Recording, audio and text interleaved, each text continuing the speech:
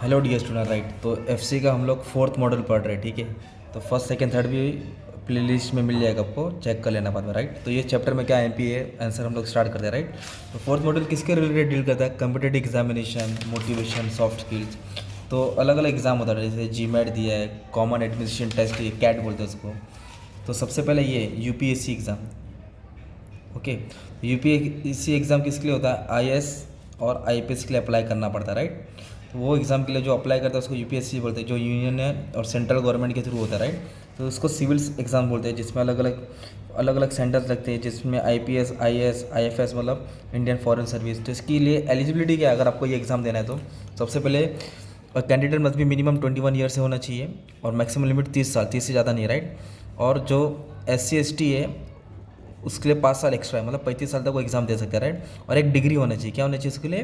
कोई भी मतलब 15 पास होना चाहिए, राइट। तो उसका एग्ज़ाम कैसे होता है मालूम है? 2 स्टेज में एग्ज़ाम होता है, एक प्रिलिमिनरी होता है और एक मेन एग्ज़ाम होता है, राइट। उसके बाद में इंटरव्यू होता है।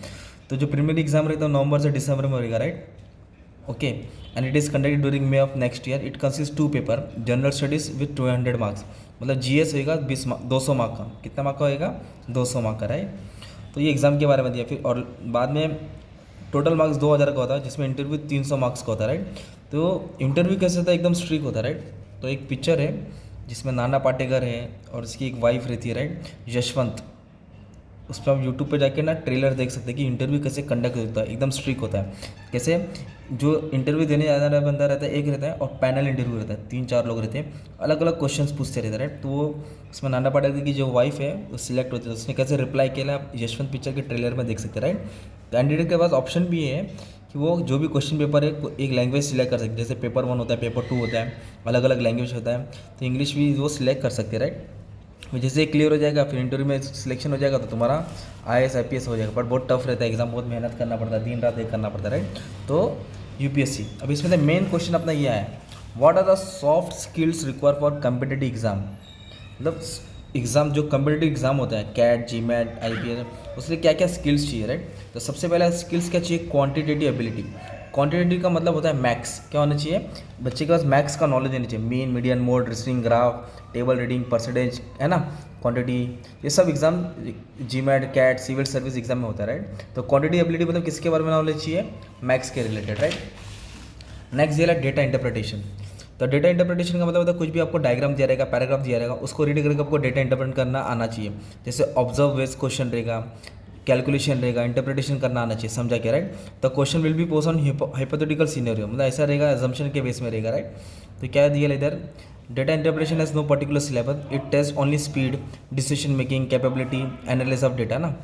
और व्हेन इन्फॉर्मेशन अरेंज सिस्टमेटिकली और organise from presented systematically is called data. मतलब डेटा को क्या करना चाहिए? टेबल डायग्राम में रहेगा, चार्ट्स में रहेगा, उस पर क्वेश्चंस रहेंगे या पैराग्राफ रहेगा, क्वेश्चंस रहेगा, उसको रीड करके सॉल्व करके आना चाहिए टाइम के अंदर, राइट। अभी नेक्स्ट होता है स्किल्स वर्बल एबिलिटी। उसका मतलब होता है कम्युनिकेशन, तुम्हारा ग्रामर, तुम्हारा इंग्लिश, तुम्हारा लैंग्वेज, तुम्हारी भाषा, ये सब आता है। जिसमें क्या कहता है? वोकैबुलरी आता है, सिनोनिम्स मतलब मीनिंग, एंटोनिम्स मतलब अपोजिट, ग्रामर, पंक्चुएशन। तो तुम्हारे पास जो स्किल्स है लैंग्वेज वो कैसे है? पैराग्राफ राइटिंग, सेंटेंस राइटिंग, तो ये सब वर्बल एबिलिटी में आता है, राइट। और सबसे मेन आता है ये क्रिटिकल थिंकिंग, उसको बोलते हैं लेटरल थिंकिंग। तो इसमें क्या होता है? तुमको ऐसा क्वेश्चंस पूछेंगे ना, तुमको जवाब तुरंत देना पड़ता है इसमें। इसमें एकदम out of the box question आता है, out of the box. For example एक तुमको बताता हूँ आइडिया, क्या होता, एक एग्ज़ाम हुआ था। एग्ज़ाम में क्या हुआ था कि एक ऐसे आया था, राइट। तो ऐसे में क्या टॉपिक था? कॉन्फिडेंस, सेल्फ कॉन्फिडेंस के ऊपर ऐसे था। 300 वर्ड लिखने के, मतलब सॉरी 300 नहीं, 300 नहीं, 500 वर्ड लिखने के थे, राइट।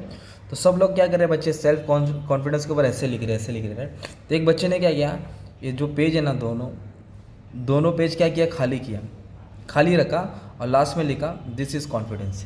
क्या लिखा? This is confidence. तो इस तरह वो बच्चा सिलेक्ट हो गया था इंटरव्यू में। अलग अलग क्वेश्चन रहता है, राइट, इसमें। तो आउट ऑफ द बॉक्स रहता है, राइट। मतलब प्रॉब्लम सॉल्विंग स्किल्स रहेगा, require to break the barrier, mind should be free to move into problem solving, it involve understanding the problem to solve the problem, different technique, brainstorming, दिमाग लगाना पड़ता है, the process allow the creative solution. ऐसा solution चाहिए कि बाकी लोग से हटके हो, सबका जवाब एक ही रहेगा, राइट रहेगा, पर जवाब हटके होना चाहिए। तो एक ये आंसर तुम्हारा एग्जाम में आने का चांस है, soft skills require for competitive exam, ठीक है। अभी नेक्स्ट है मोटिवेशन थियरी। क्या पढ़ने के अपने को, तो अलग अलग लोगों ने मोटिवेशन थियरी बनाया, तो इस पर मोटिवेशन थियरी के बहुत सारे नाम हैं, तो अपन डिस्कस करते हैं। देखिए मैस्लो थियरी, राइट, मैस्लो के बाद मैकग्रेगर है, मैकग्रेगर के बाद टू फैक्टर थियरी। क्या है? Two factor theory. Motivation theory है तो तीनों के बारे में डाल देंगे, राइट। तो सबसे पहले भी हम लोग क्या पढ़ेंगे? मैस्लो थियरी पढ़ेंगे। तो मैस्लो ने क्या थियरी बनाया था? ये नीड्स के ऊपर थियरी बनाया था। कौन सी के ऊपर थियरी बनाया था? नीड्स। तो अकॉर्डिंग टू दी मैस्लो, इंसान की नीड्स क्या रहती है? धीरे धीरे बढ़ती रहती है ना। तो सबसे पहले नीड्स क्या आती है? Physiological needs. इंसान की सबसे पहली चाहत क्या है? कोई भी इंसान, उसका पहले क्या है? फूड, क्लोथिंग, शेल्टर, है ना, खाना पानी दाना मिलना चाहिए, राइट। ये नीड्स एकदम लोवेस्ट लेवल पे आती है, नीचे आती है। फिर आती है सेफ्टी नीड। सेफ्टी मतलब होता है प्रोटेक्शन होना चाहिए, सेफ्टी होनी चाहिए, सिक्योरिटी होनी चाहिए, उसका जान माल का नुकसान नहीं होना चाहिए, राइट। तो ये हो जाएगा सेफ्टी नीड, जो फिजियोलॉजिकल का बात आती है, राइट। बाद में सोशल नीड्स आता है, मतलब हर इंसान चाहता है कि मैं अकेला नहीं रहूँ, कोई ना कोई मेरा ग्रुप हो, दोस्त यार हो, कोई मुझे याद करे, प्यार करे, फ्रेंडशिप हो। Human being feels a need to belong a group. Everyone wants a company होना चाहिए। They prefer love and care by others. कोई सब उसकी केयर करना चाहिए, वो सोशल नीड्स में आता है। फिर एस्टीम नीड्स मतलब क्या होता है? थोड़ा उसको ईगो आ जाता है, वो लोगों को चाहता है कि लोग उसकी इज्जत करें, रिस्पेक्ट करें, है ना, मतलब मुझे अटेंशन करें, मेरा को याद करें, तो ईगो आ जाता है। तो पहले खाना पानी दाना चाहिए, फिर सेफ्टी चाहिए, सोशल नीड्स मतलब अपनापन, है ना, प्यार मोहब्बत, एस्टीम मतलब ईगो आना। फिर लास्ट में एक नीड्स आता है, उसको बोलते हैं self actualisation needs. Self actualisation needs क्या होता है मालूम है क्या? This needs are at the highest level hierarchy, एकदम टॉप में होता है वो नीड्स। वो नीड्स वही लोग, कम लोगों के पास होता है। वो क्या चाहते हैं कि मैं वो काम करूँ जो पूरी कंपनी में किसी ने नहीं किया है। वो हाई लेवल पे पहुंचना चाहता है। जैसे अभी अपना में विराट कोहली, राइट, अब उसका क्या नीड्स है? ये नीड्स है, वो सचिन तेंदुलकर का रिकॉर्ड तोड़ना चाहता है। तो ऐसी नीड्स को क्या बोलते हैं? Self actualisation needs. और ये नीड्स एकदम हायर लेवल पे होती है, ज़्यादा लोग ये नहीं रखते हैं ना। These needs are the highest level of hierarchy. This refers to drive to become what own is capable of becoming equality growth. मतलब मैं किसके लिए काबिल हूँ, मेरी खासियत क्या है, मेरी कैपेबिलिटी क्या है, खुद की खुशी के लिए वो सब काम करना चाहता है। तो ये मैस्लो की नीड्स है, राइट। तो क्या दिया था? ये हायरार्की था। हायरार्की मतलब लेवल था। This needs satisfy own individual wants to satisfy next needs of satisfaction. तो एक ये मोटिवेशन थ्योरी हो गया मैस्लो का। नेक्स्ट थ्योरी पढ़ेंगे हम लोग मैकग्रेगर की। किसकी पढ़ेंगे?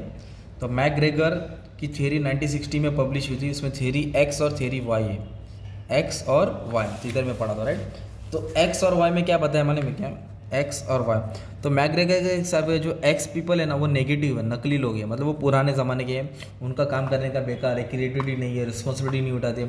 और जो वाई है वो आज के ज़माने के लोग हैं, जो पॉजिटिव है, एकदम एक नंबर काम करते हैं, अच्छा काम करते हैं। तो एक्स क्या? दे आर नॉट क्रिएटिव, तो पीपल आर क्रिएटिव, है ना। ये लेजी होता है, ये एकदम अट्रैक्ट, एकदम स्टार्ट होते हैं। The common man, average person, generally irresponsible. इसके जो भी मैनेजर्स होते हैं, जो भी पीपल होते हैं, जो उनकी थिंकिंग होती है वो रिस्पॉन्सिबिलिटी नहीं उठाते। बट आज के जो मैनेजर्स हैं वो रिस्पॉन्सिबिलिटी उठाते हैं, गोल्ड सेट करते हैं। They are lazy, they do not like to work. इधर लिखने, इसका उल्टा इधर डाल देंगे ना वाई में, दे मस्ट बी पनिश और थ्रेटन। इधर वैसे नहीं होता है। They are active, they enjoy their work. People want routine work, daily का ही काम करना चाहिए, इन लोगों को कोई नया काम नहीं चाहिए। पर इधर क्या है? नया नया काम एक्सेप्ट करते हैं, चैलेंजिंग वर्क करते हैं। पीपल आर ऑर्थोडॉक्स, अलग होते हैं, they are not very ambitious. इधर के कैसे होते हैं? इनोवेटिव होते हैं, क्रिएटिविटी होते हैं, डायनामिक होते हैं, चेंजेबल होते हैं ना, नया नया डिसीजन लेते हैं। तो एक्स को नहीं बेकार दिखाना है, वाई को पॉजिटिव दिखाना है। तो तुम्हारी कौन सी थ्योरी बन जाएगी मालूम है? मैकग्रेगर की एक्स वाई की थ्योरी बन जाएगी, राइट। और एक थ्योरी है टू फैक्टर थ्योरी। ये किससे बना था? फ्रेडरिक हर्ट्जबर्ग 1959 में बनाया था। तो मोटिवेशनल थ्योरी, राइट। तो इसमें क्या बताया उसने? टू फैक्टर थ्योरी में क्या समझा उसमें मालूम है? There are two factors that affect the job. एक है जॉब डिससेटिस्फेक्शन, एक मोटिवेशनल फैक्टर। तो पहली थ्योरी इसमें क्या बताया उसने मालूम है? This factor are also call hygiene factor. Job dissatisfaction को क्या बोलते हैं? Hygiene factor. मतलब क्या होता है? Some factor could a person to become unhappy. हम लोग मतलब आप लोग जॉब कर रहे हैं किधर, घर से एकदम अच्छा ड्रेस पहन के गए, पर उधर गर्मी हो रही है, ज़मीन पे बिठा के काम करा रहे हैं, कुछ ध्यान नहीं देखा जा रहा है, पानी की व्यवस्था नहीं, टॉयलेट नहीं है, लंबा जाना पड़ता है, तो हाइजीन नहीं है। This factor need to be satisfy. Some of the hygiene factor are salaries, wages, working condition, job security, welfare facilities होना चाहिए। ये एक्सट्रिंसिक फैक्टर है, बाहर का फैक्टर है। If factor are not satisfied then person become unhappy. अगर ये सब चीज़ नहीं मिलेगा तो क्या हो जाएगा? वो अनहैप्पी हो जाएगा। और मोटिवेशनल क्या होता है? वो खुद से काम करता है। तो क्या दिया? This are the some factor that increase the personal job satisfaction. कुछ ऐसा कंपनी को करना चाहिए जिससे उसका जॉब क्या हो जाएगा? सेटिस्फाई हो जाएगा। तो this all call motivator must be satisfied, जिससे लोग काम करना पसंद करते हैं। तो मोटिवेशन फैक्टर क्या होता है? चैलेंजिंग टास्क, अच्छा काम दो, एप्रिसिएशन दो, शाबाशी दो, रिकग्निशन, लेटर ऑफ थैंक्स दो, अचीवमेंट दो, अवार्ड दो, मतलब उसका जॉब्स का ग्रोथ करो, इस तरह वो खुश होगा। इसको इंट्रिंसिक फैक्टर बोलते हैं। क्या बोलते हैं? इंट्रिंसिक। तो ये किसकी थ्योरी है? हर्ट्जबर्ग की। किसकी है? हर्ट्जबर्ग की थ्योरी है। ओके, अभी नेक्स्ट टॉपिक आएगा गोल सेटिंग। क्या आएगा? ये भी क्वेश्चन है। गोल सेटिंग मतलब होता है टारगेट। जैसे कि आज आप लोग एसवाई में हो, फिर टीवाई जाएंगे, फिर ग्रेजुएट होंगे, फिर जॉब करेंगे, फिर तुम्हारा फ्यूचर का गोल क्या है? तुमने अपने फ्यूचर के बारे में क्या सोचा है? फ्यूचर विजन है ना। The process of setting goals help us to choose a person wish and dedicated to achieve something in future. मतलब अपने फ्यूचर के लिए क्या अचीव करना चाहता है, फ्यूचर के लिए क्या गोल सेट है ना। तो everyone should start setting the personal goal, setting sharp clear defined goal, क्या करना है। दूसरे को देख के नहीं, तुमको क्या अच्छा लगता है वो सेट करना चाहिए, राइट। तो गोल लाइफ टाइम का होता है।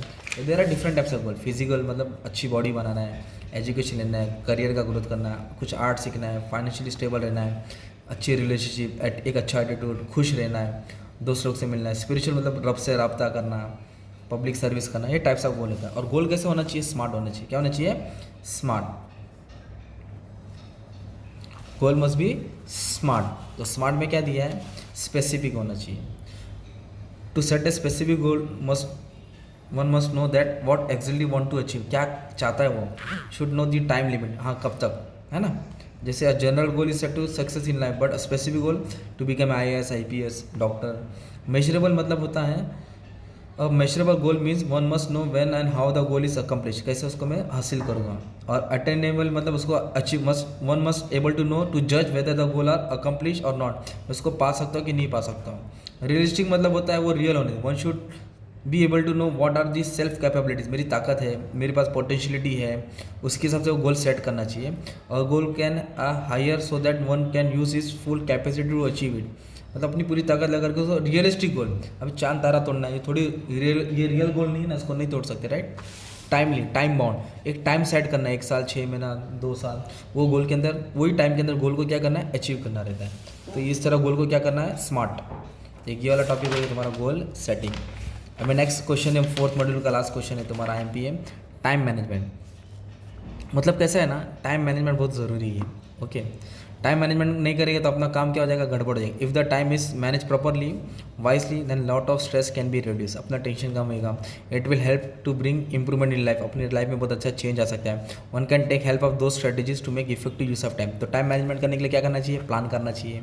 प्लान मतलब कौन सा काम कब करेंगे, कैसे करेंगे। While making a plan must plan every day, keep a schedule of daily activities, है ना। फिर प्लान ईच डे, हर दिन क्या काम करने का उसका लिस्ट बना के रखो, राइट। प्रायोरिटाइज योर टास्क, जो काम ज़रूरी है पहले वो करना चाहिए, जो ज़रूरी नहीं उसको बाद में करो ना। One must able to identify more important और लेस इंपॉर्टेंट, जो इंपॉर्टेंट है वो काम करो, जो नहीं वो मत करो पहला। Say no to non essential task, जो ज़रूरी नहीं है उसको ना बोलो ना यार। डेलीगेट, कुछ काम दूसरे को पास ऑन करो, सबमिट करो, बांटो, है ना। Take the time you need to do quality job, अच्छा जॉब करने के लिए टाइम लो, क्वालिटी जॉब स्पेंड करने के लिए टाइम स्पेंड करो। रिव्यू करो, चेक करो कि मेरा काम कितना अच्छे से हो रहा है, कैसा अच्छा जा रहा है, बुरा जा रहा है। और गेट प्लेंटी ऑफ स्लीप, खाओ पियो, मज़ा करो, एंजॉय करो, ताकि ये भी ज़रूरी है ना, अगर तुम एंजॉय नहीं करेंगे, रिलैक्स नहीं करेंगे तो काम तुम्हारा क्या हो जाएगा? गड़बड़ हो जाएगा। तो लास्ट में क्या थे? For effective time management distressing is a must, for this one need to break from the routine work, थोड़ा ब्रेक लो, रिलैक्स करके अपने आप को खुश रखो। तो ये क्या है? Time management. क्या ये? तो आप लोग को ये वाले टॉपिक में इतना सारा आंसर पढ़ना है। टाइम मैनेजमेंट पढ़ना है, गोल सेटिंग, मोटिवेशनल थ्योरीज, और मोटिवेशनल थ्योरी के बाद ये पढ़ना सॉफ्ट स्किल्स क्या क्या लगेगा, और एक आंसर ये पढ़ लेना IPS एग्जाम के लिए क्या क्या तैयारी लगेगा, राइट। तो इतना सारा आंसर मैंने तुम्हारे लिए 4th मॉड्यूल में डिस्कस किया है, बाकी का भी मॉड्यूल में तुमको समझा के दूंगा, ठीक है। Thank you very much.